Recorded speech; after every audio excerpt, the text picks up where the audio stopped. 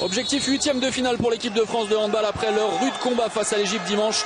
Les Bleus retrouvent l'Islande pour un remake de la finale des Jeux Olympiques de Pékin. Une 3e victoire en 3 matchs et les Français accéderaient aux phases finales avant de disputer vraisemblablement la première place du groupe C face à la Suède samedi. Application, rigueur défensive et efficacité offensive, voilà les clés du succès face à des Islandais fantomatiques contre les Suédois lors de leur entrée en lice et victorieux version diesel il y a 2 jours contre l'Algérie. Avec des Islandais qui, comme à leur habitude, débutent.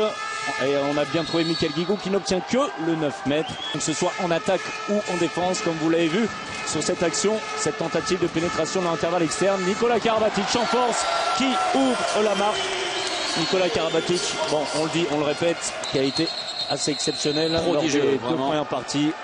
Et regardez la transition derrière, ultra rapide, manque de réussite, c'est dommage pour les Islandais parce que c'était très bien joué. On s'est rapidement projeté en avant avec Hallgrímsson en échec.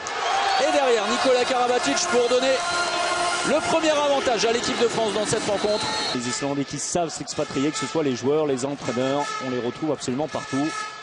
Et superbe, l'arrêt de Thierry Omeyer, le premier de la rencontre. Attention, attention, le repli. Sorando et Karabatic en retard. Et il y a une solution. Bel arrêt de Thierry Omeyer avec son pied d'appui. Très bien joué. Bien Xavier. Et récupération peut-être. Forcément attention. beaucoup plus rapide. Oui. Vous le voyez derrière. On ne reverra plus. Très belle action et conclusion de Gudjonsson. Et l'égalisation islandaise dans le secteur intérieur.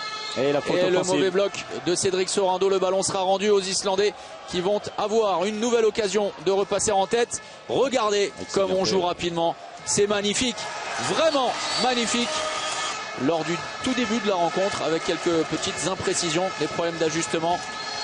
Passage en force, c'est bien défendu de la part d'Hallgrímsson. En tout cas, passage en force de Cédric Sorando. C'est ce que décident les arbitres. Oh, attention, Hallgrímsson qui est en train de transpercer la défense française.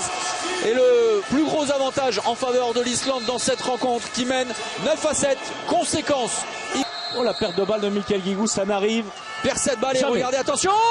Oh la parade de Thierry Omeyer. Fantastique arrêt. Attention les dernières secondes, Thomas. Encore 7 secondes à jouer la dernière action islandaise. Le décalage est effectué, on retourne au secteur intérieur. Et le but magnifique pour conclure cette première période. Inscrit par le numéro 15, Alexander Peterson à la pause. Et c'est une énorme surprise. L'Islande mène 14-12. On va arracher. Il a croisé son ballon. On s'appuie sur Valentin Porte qui revient vers l'intérieur. Et c'est bien. Superbe. L'intervalle interne, c'était très bien joué. On s'est bien lâché le ballon. On a bien transmis. Et le premier but dans ce mondial pour Daniel Narcisse. Le ballon récupéré. Là, pas d'erreur pour les Français. L'occasion de revenir à égalité pour les Bleus. Nicolas Karabatic dans ses œuvres.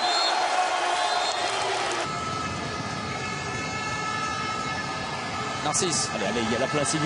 L'intervalle inter. Il se l'est trouvé tout seul. Et les 2 minutes derrière, il est en train de mettre la misère. Daniel Narcisse à la défense islandaise. La bonne défense avec Luka Karabatic. Xavier Baraché. Et l'arrêt de Thierry Omeyer. L'équipe de France va mieux. Le visage est beaucoup plus séduisant. Qui laisse de l'espace, Sigurdsson. Oh, l'arrêt, Thierry Omeyer.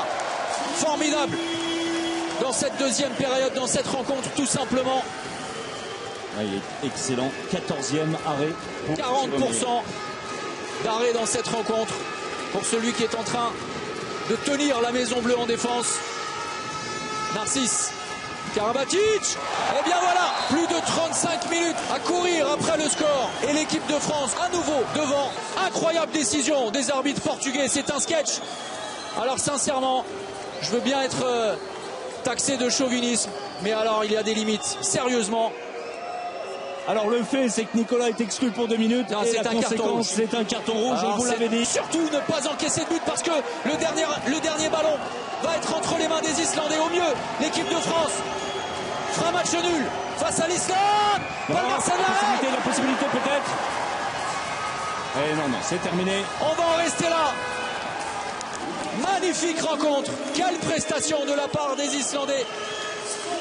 Et une demi-déception pour l'équipe de France qui se méfiait.